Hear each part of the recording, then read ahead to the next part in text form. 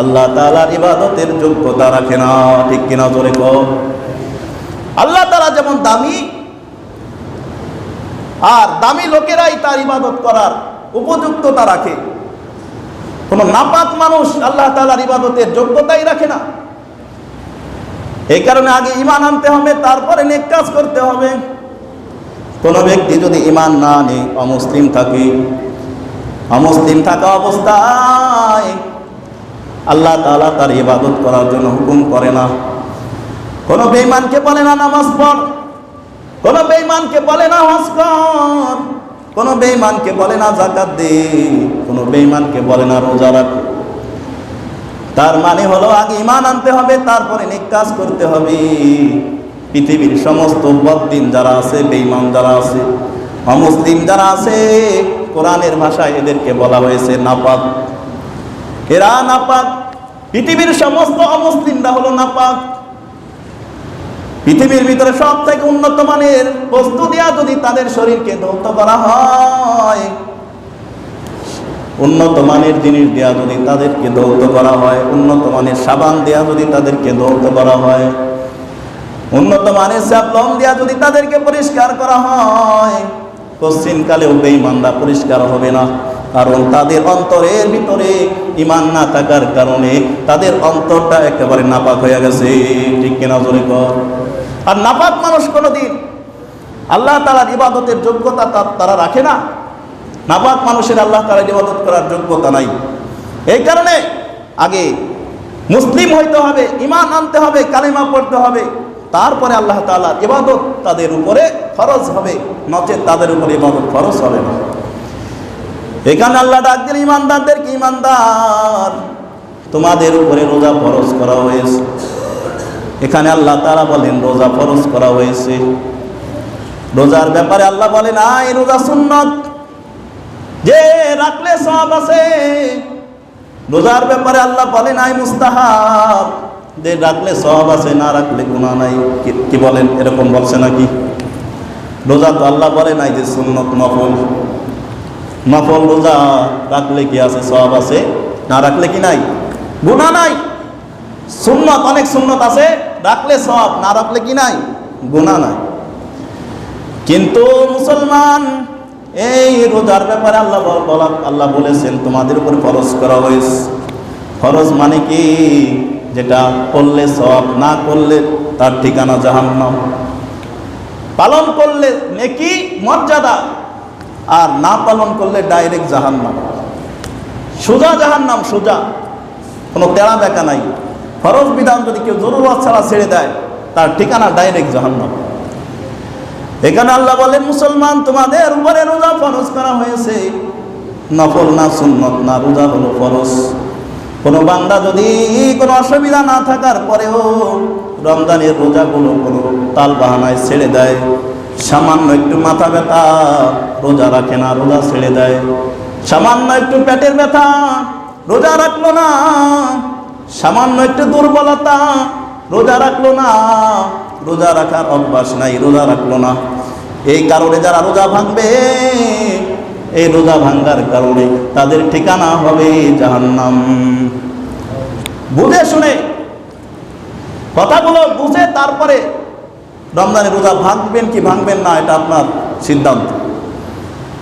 আজকে তো দেখা যায় রোজা আমাদের কাছে, আমাদের চলাফেরা দেখলে মনে হয়, রোজা রাখার অবস্থা দেখলে মনে হয় কিছু মানুষ রোজার মাস্টারে এরকমভাবে হাতিয়ার বানায় লয়, এরকমভাবে মনের ইচ্ছা মতো, মন খুশি মতো রোজা রাখে। তাদের হাব ভাব দেখলে মনে হয় রোজা মনে হয় জরুরি না, মনে হয় নফল কাজ, না রাখলেও মনে অসুবিধা নেই। কিছু মানুষ আবার স্লোগান দেয়, শুরুতে একটা রাখবো, মাঝখানে একটা রাখবো, শেষে একটা রাখবো, বাস সারা রমজানে আটকায় দিলাম। এরকম পাপি আছে না নাই? জোরে কর। শুধু বাস ছাড়া না, অনেক বুঝমান মানুষ আছে, বলে শুরুতে একটা রাখবো, শেষে একটা রাখবো। 30টা রোজায় আটকে গেছে, আর রাখার দরকার। কপাল পড়ছে, কপাল পড়ছে। এই কারণে মুসলমান কোনো বাহানা চলবে না, কোনো বাহানা চলবে না। আল্লাহ তাআলা বললেন, হে মুমিন বান্দা, তোমাদের উপর রোজা ফরজ করা হয়েছে। শুধু তোমাদের উপরে রোজা ফরজ করা হয় নাই, কামা কুতিবা আলাল্লাযীনা মিন ক্বাবলিকুম, যেমনি ভাবে তোমাদের পূর্ববর্তীদের উপর রোজা ফরজ করা হয়েছিল। আল্লাহ তাআলা এখানে মুমিনদেরকে সান্ত্বনা দিলেন। হয়তো উম্মতে মুহাম্মাদি টেনশনে পড়ে যাইতে পারে, দীর্ঘ একটি মাস রোজা রাখবো, হয়তো কারো মনটা একটু ব্যথিত হইতে পারে। আল্লাহ বলতেছেন, না না, ব্যথিত হওয়ার দরকার নাই, কোনো চিন্তার দরকার নাই। এই রোজা তোমাদের উপরে আমি আল্লাহ ফরজ করেছি। শুধু এরকম না, তোমাদের পূর্ববর্তী সমস্ত নবী রাসূলদের উম্মতের উপরে আমি আল্লাহ রোজা ফরজ করেছিলাম। সুবহানাল্লাহ। সমস্ত নবী রাসূলদের উম্মতের উপরেই রোজা ছিল। রোজার বিধান পৃথিবীর শুরু লগ্ন থেকে, প্রথম মানুষ থেকেই সর্বশেষ নবী আমার আপনার নবীর উম্মত পর্যন্ত এই রোজা সকল উম্মতের উপরেই ছিল। আদম আলাইহিস সালাম রোজা রেখেছেন প্রতি মাসের 13, 14, 15 আইয়ামে 20 চন্দ্র মাসের 13, 14 তারিখ আদম আলাইহিস সালাম সারা বছর রোজা রাখছেন। নূহ পয়গম্বর প্রথম শাওয়াল এবং 10 জিলহজ ব্যতীত সারা বছর রোজা রাখছেন। দাউদ নবী সারা বছর রোজা রাখছে। মুসা পয়গম্বর রোজা রাখছে। ঈসা আলাইহিস সালাম রোজা রাখছে। সর্বশেষ নবী আমার আপনার রাসূল, আমার আপনার নবী রোজা রাখছে। এরকম ভাবে পৃথিবীর সর্বপ্রথম মানুষ থেকে ঈসা নবী পর্যন্ত সমস্ত নবী রাসূলদের উম্মতের উপরে রোজা ছিল। রোজা কোনো নতুন বিষয় নয়, নতুন বিধান নয়, এটা পূর্ববর্তী নবীদের উম্মতের উপরেও ছিল। আল্লাহ তাআলা সান্ত্বনা দিলেন কেমনে? একাকিত্বের অনুভূতি মানুষকে কষ্ট দেয়। কেমনে? কোন ব্যক্তির যদি একটা চোখ অন্ধ থাকে, এই ব্যক্তিটা অত্যন্ত ব্যথিত হয়, মনে মনে চিন্তা করে আমার মতো কপাল পোড়া মনে হয় পৃথিবীতে আর একটাও নাই। কিন্তু যখন এই অন্ধ শুনতে পায় তার পাশের গ্রামে আর একটা লোক আছে, তার 2টা চোখই নাই, 2টা চোখই অন্ধ, এই খবরটা যখন এই অন্ধ শুনতে পায় তার মনে একটু স্বস্তি পায়। হায় হায়, আমার তো একটা চোখ অন্ধ, আর আমার ওই ভাই তো তার 2টা চোখই অন্ধ। কি বলেন? এই খবর যখন এই অন্ধ শুনতে পায় তার মনের ভেতরে একটু কি আসে? শান্তি আসে। যাক, আমি তো তার থেকে ভালো আছি। তার একটা হাত নাই, একটা হাত ভেঙে গেছে, সেও মনে মনে চিন্তিত, খুবই ব্যথিত। কিন্তু যখন শুনতে পাইল যে তার পাশের আরেক ভাই 2টা হাতই ভাঙা, তার মনের ভিতরে কি আসে? একটু শান্তি আসে। এখানেও আল্লাহ তাআলা মুমিনদেরকে সান্ত্বনা দিলেন, রোজার বিধান তোমাদের উপরে ফরজ করা হয়েছে, তোমরা কষ্ট পাইও না, ব্যথিত হইও না। এটা তোমাদের উপরেই শুধু না, পূর্ববর্তী নবী রাসূলদের উম্মতের উপরেও ছিল। হে নবীর উম্মতের দল, এরপরে আল্লাহ আরো সান্ত্বনা দিলেন, হে বান্দা মনে কইরো না একটা মাস বেশি বেশি জুলুম আল্লাহ তোমাদের উপরে করেছে। আল্লাহ তাআলা তো একটা বছর বলে নাই রোজা রাখো, 6 মাস রোজা রাখো, এরকম হুকুম আল্লাহ দেয় নাই। আল্লাহ 12টি মাসের ভিতরে মাত্র একটা মাস রোজা ফরজ করেছেন। আল্লাহ বলতেছেন আইয়ামাম মা'দুদাত,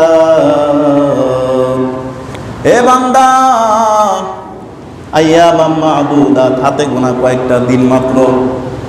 দীর্ঘ সময় তোমাদেরকে রোজা রাখার জন্য বলি নাই, হাতে গোনা কয়েকটা দিন, একটা মাস। এই কারণে মুমিন বান্দা যারা, খাঁটি মুমিন বান্দা যারা দেখবেন রোজার মাস কোন দিক দিয়ে আসলো, কোন দিক দিয়ে গেল, খাঁটি বান্দাদের কিন্তু কোনো খবরই থাকে না।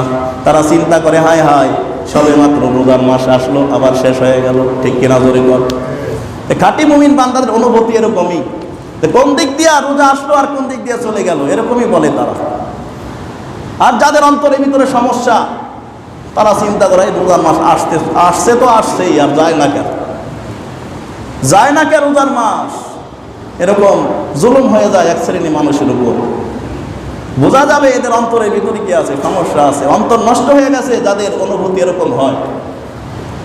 হে নবীর উম্মতের দল, আল্লাহ তাআলা এই পর্যন্ত সমস্ত মানুষদেরকে রোজার ভিতরে শামিল করেছেন। প্রাপ্তবয়স্ক, সুস্থ মস্তিষ্ক, মুকিম সমস্ত মুসলমান নর নারীর উপরে আল্লাহ রোজা ফরজ করছেন। এরপরে আল্লাহ তাআলা একটু শিথিলতা করতেছেন, ফামান কানা মিনকুম মারিদান আও আলা সাফারিন ফাইদ্দাতুম মিন আইয়ামিন উখর। তোমাদের ভিতরে যারা মুসাফির হবে, নিজ এলাকা থেকে 48 মাইল কোন এলাকায় সফর করবে, সে মুসাফির। এই লোকটার জন্য সফররত অবস্থায় যদি কোনো কষ্ট হয়, ক্লান্ত হয়ে যায়, ভীষণ কষ্ট যদি রোজা রাখতে তাদের হয়, তবে এদের জন্য ছাড় আছে।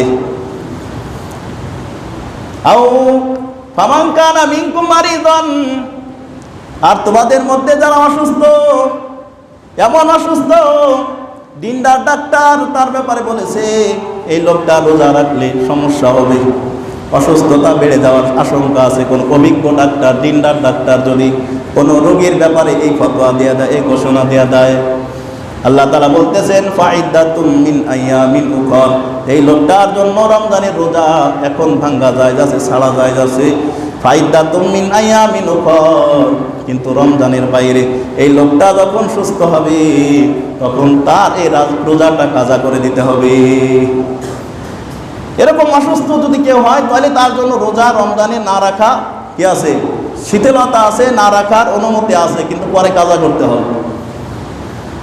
আবার যদি কেউ নিজ এলাকা থেকে সফরে যায়, 48 মাইল কমপক্ষে দূরে যায়, 3 দিনের নিয়ত করে থাকার, তাহলে এই ব্যক্তিটার জন্য সফরে যদি রোজা রাখা সফর করা কষ্ট হয়, তার জন্য রুখসত রয়েছে। এই ব্যক্তিটা পরে যখন মুকিম হয়ে যাবে রমজানের বাইরে রোজা কাজা করে দিতে হবে। এরপরে আল্লাহ বলতেছেন ওয়ালাল্লাযীনা ইউতীকুনাহু ফিদিয়াতুন তাআমু মিসকিন, আরেক শ্রেণীর মানুষ এমন আছে যারা রোজা রাখার সামর্থ্য রাখে না। রোজা রাখার যাদের কি নাই, সামর্থ্য নাই, অর্থাৎ একেবারে বার্ধক্যে পৌঁছায় গেছে, বুড়া খুনখুনা হয়ে গেছে, চামড়ায় বাস লাগে গেছে, বৃদ্ধ মানুষ দুর্বল হয়ে গেছে, অতিশয় দুর্বল, তার তো এখন রোজা রাখার ক্ষমতা নাই। তাহলে এই ব্যক্তি কি করবে? একেবারে বৃদ্ধ হয়ে গেছে, এখন তো আর তার জোয়ান হওয়ার কি নাই, টাইম নাই, ভবিষ্যতে আর সুস্থ হওয়ার কোনো কি নাই, সুযোগ নাই, চিররোগী, মৃত্যুর আগ পর্যন্ত আর তার কি নাই, সুস্থতা ফিরে আসার কোনো সম্ভাবনা নাই। তো এই লোকটা কি করবে? ফিদিয়াতুম তাআমু মিসকিন, এই ব্যক্তিটা রোজার পরিবর্তে, প্রত্যেকটা রোজার পরিবর্তে ফিদিয়া প্রদান করবে। সদকাতুল ফিতির আমরা এক একজনকে যে পরিমাণ আদায় করি, এক একটা সদকাতুল ফিতর পরিমাণ এক একটা রোজার বিনিময়ে তাকে দিয়ে দিতে হবে, গরিব মিসকিন অসহায়দেরকে দিয়ে দিতে হবে। চিররোগী যারা আছে, যাদের রোগ ভালো হওয়ার কি নাই, সম্ভাবনা নাই, এরা কি করবে? এরা তার রোজা রাখা সম্ভব না, কাজা করারও সুযোগ নাই, পরে অসুস্থ হবে না কোনো দিন। এদের জন্য প্রত্যেকটা রোজার বিনিময়ে ফিদিয়া দিতে হবে, সদকাতুল ফিতির পরিমাণ এক একটা রোজার পরিবর্তে দিতে হবে। অনেকে আবার কি করে, সামান্য অসুস্থতা হইলেই যেই রোগ আবার পরে ভালো হওয়ার আশা আছে, তারাও কি করে, এখন ফিদিয়া দেওয়া তাল বাহানা তালাশ করতেছে, রোজা বাস, রোজা না রাইকে ফিদিয়া দিয়ে দেবো, এক একজন মিসকিনকে সদকাতুল ফিতির পরিমাণ দিয়ে দেব বাস। এদের জন্য তো এই বিধান নয়, এই মাসালা নয়, ভালো করে বুঝতে হবে। এদের মাসালা হলো ওই ব্যক্তিদের জন্য, ফিদিয়া দেওয়ার মাসালা ওই ব্যক্তিদের জন্য যারা এমন রোগে আক্রান্ত হয়েছে যে রোগ থেকে আর মৃত্যুর আগ পর্যন্ত ভালো হবে না, অতিশয় বৃদ্ধ হয়ে গেছে, এখন আর তার রোজা রাখা সম্ভব না, এই ব্যক্তির জন্য এই মাসালা। এছাড়া অন্য মানুষ যারা আছে বিভিন্ন রোগের সঙ্গে আক্রান্ত, তাদের জন্য ভাঙতে হবে, পরে আবার কাজা করে দিতে হবে। আর মা বোনরা যারা রয়েছে, দেখা যায় রমজানের ভিতরে অনেক মা বোন গর্ভবতী থাকে, ডাক্তারে যদি বলে, অভিজ্ঞ ডাক্তার, রোজা রাখার কারণে তোমার গর্ভের সন্তানের সমস্যা হতে পারে, তাহলে এই মহিলা কি করবে? রোজা ভাঙবে, পরে আবার কাজা করতে হবে। আবার কিছু মানুষ, কিছু মহিলা আছে, কিছু নারী আছে যাদের ছোট সন্তান, দুগ্ধপোষ্য সন্তান, রোজা রাখার কারণে তার সন্তান দুধ পাবে না, এবং এই সন্তান দুধ ব্যতীত অন্য কোনো খাবার খাইতেও পারে না। তাহলে এই নারীর জন্য বিধান হলো সে এখন রোজা ভাঙবে, পরবর্তীতে এই সমস্যা দূর হয়ে গেলে রোজা কাজা করবে। খুব ভালো করে বুঝতে হবে, উল্টাপাল্টা করা যাবে না। হে নবীর উম্মতের দল, আল্লাহ তাআলা রোজা কি জন্য ফরজ করলেন? এই রোজার উদ্দেশ্যটা কি? কেন আমরা রোজা রাখবো? আল্লাহ তাআলা কোরআনেই বললেন লাআল্লাকুম তাত্তাকুন, যাতে করে বান্দা তুমি মুত্তাকি হইতে পারো, তোমার ভিতরে আমি আল্লাহর ভয় সৃষ্টি হতে পারে। এই জন্য আমি আল্লাহ তোমাদের উপরে রোজা ফরজ করেছি। সুবহানাল্লাহ। রোজা ফরজ করলেন কোন কারণে? যাতে করে বান্দার ভিতরে আল্লাহর ভয় সৃষ্টি হয়, মুত্তাকি হইতে পারি আমরা, এই জন্য আল্লাহ রোজা দিলেন। তাকওয়া অর্জন করতে পারি। তাকওয়া মানে কি? তাকওয়া মানে কি? আমি যেথায় যাই, যেখানেই যাই, যে হালাতে থাকি, যে কাজই করি না কেন, সর্ব হালাতে আল্লাহকে হাজির নাজির রাখতে হবে। ও বান্দা, হাঁটতেছো, তোমার অন্তরে থাকবে আল্লাহ আমাকে দেখতেছে। ব্যবসা করতেছো, অন্তরে থাকতে হবে আল্লাহ দেখতেছে। উল্টা পাল্টা করা যাবে না, মালে ভেজাল দেওয়া যাবে না, মাপে কম দেওয়া যাবে না, মালের ভিতরে ভেজাল মিশ্রিত করা যাবে না। ও বান্দা, তুমি যেটাই থাকো, যেই কাজ করো না কেন, অফিসে কাজ করতেছো, কোনো ফাঁকিবাজি করা যাবে না। যেই ডিউটি তোমাকে দেওয়া হয়েছে, সেই ডিউটি তোমার ঘড়ি মাফিক টাইম মেপে মেপে পালন করতে হবে। যখন তুমি মালিককে ফাঁকি দেয়া দিবা, তখন মনে চিন্তা করতে হবে, আমার দুনিয়াবি মালিক যদিও না দেখে, আসমানের মালিক তো আমাকে দেখতেছে। ডিউটি পরিপূর্ণভাবে পালন করতে হবে। যেখানেই যাও না বান্দা, আল্লাহকে স্মরণ রাখে আল্লাহর মর্জি মোতাবেক কাজ করার নামই হলো তাকওয়া। উবাই ইবনে কাবকে ওমর ইবনুল খাত্তাব জিজ্ঞাসা করলেন, ভাই উবাই ইবনে কাব, তাকওয়ার ব্যাখ্যা দাও, তাকওয়া কাকে বলে? আল্লাহর নবীর সাহাবী উবাই ইবনে কাব বলতেছেন, খলিফাতুল মুসলিমিন ওমর, আপনি কি কখনো কাঁটাওয়ালা রাস্তা দিয়ে চলাফেরা করছেন? বলে, হ্যাঁ করছি। তো কেমনে চলছেন? বলে, অত্যন্ত সতর্কতার সাথে চলছি, যেন আমার শরীরে কোনো কাঁটা বিঁধে না যায়, আমার জামার সাথে কোনো কাঁটা বিঁধে না যায়, এরকম সতর্কতার সাথে চলাফেরা করেছি। উবাই ইবনে কাব ডাক দেয়া বলেন, এই দুনিয়ার ভিতরে এমনভাবে চলার নামই হলো তাকওয়া, খোদা ভীরুতা। দুনিয়ার ভিতরে হালাল থাকবে, হারাম থাকবে, জায়েজ থাকবে, নাজায়েজ থাকবে, সঠিক থাকবে, বেঠিক থাকবে, সত্য থাকবে, মিথ্যা থাকবে, সব কিছুই দুনিয়ার ভিতরে আছে। এর ভিতর থেকে সততার পথ তোমার বাইসা চলতে হবে। মিথ্যার অবলম্বন করা যাবে না, সত্য অবলম্বন করতে হবে। হালালটা ধরতে হবে, হারাম ছাড়তে হবে, ন্যায়ের পথে চলতে হবে, অসৎ পথ পরিত্যাগ করতে হবে। এমনি ভাবে যারা দুনিয়ার ভিতরে চলতে পারবে, এদেরকেই বলা হয় মুত্তাকি বান্দা, এদেরকে বলা হয় খোদা ভীরু বান্দা। ঠিক কিনা জোরে কও? এই যাদের অন্তরে আল্লাহর ভয় আসবে, তাদের জন্য আল্লাহ তাআলা 4টা পুরস্কার রাখছেন। যাদের অন্তরে আল্লাহর ভয় আছে, আল্লাহর ভয় যারা অন্তরে নিয়ে চলবে, 4টা পুরস্কার। কয়টা পুরস্কার? 4টা পুরস্কার। আল্লাহর কোরআন বলে, ওমাইয়াত্তাকিল্লাহা ইউকাফির আনহু সাইয়্যাতিহি, যাদের অন্তরে আল্লাহর ভয় থাকবে, আল্লাহ তাআলা তাদের গুনাহগুলো মিটায়া দিবে। ওয়া ইউযিম লাহু আজরাহু, এবং তাদের জন্য নেক কাজের প্রতিদান বাড়ায়া দিবে। তারা যে কাজই করবে, আল্লাহ তাআলা তাদের সওয়াবের ভিতরে বরকত দিয়া দিবে, সওয়াব বাড়ায়া দিবে।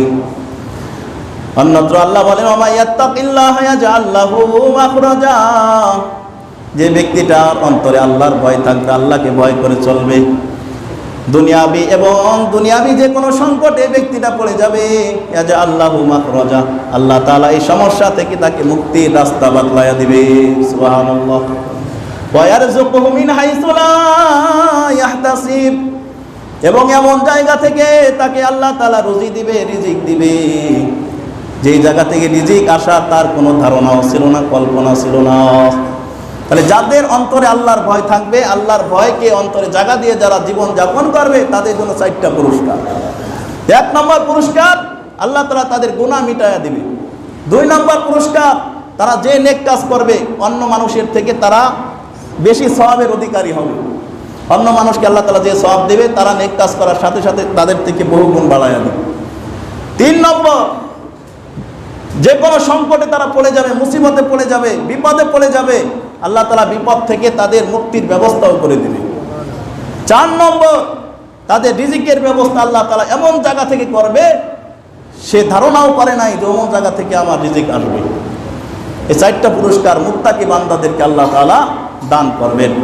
এখানে সামনে রমজান আসতেছে, রমজান থেকে আমাদের মুত্তাকি হওয়ার শিক্ষা নিতে হবে। আল্লাহ তাআলা আমাদেরকে এই রমজানকে কেন্দ্র করে, রমজানের ওসিলায় খাঁটি মুমিন হয়ে, খোদাভীরু বান্দা হয়ে, মুত্তাকি হয়ে কবরে যাওয়ার তৌফিক দান করুন। সকলে বলি আমিন। ওয়া আখিরু দাওয়ানা আনিল হামদুলিল্লাহি রাব্বিল আলামিন। যারা সুন্নাত পড়ে নাই সাদা সুন্নাত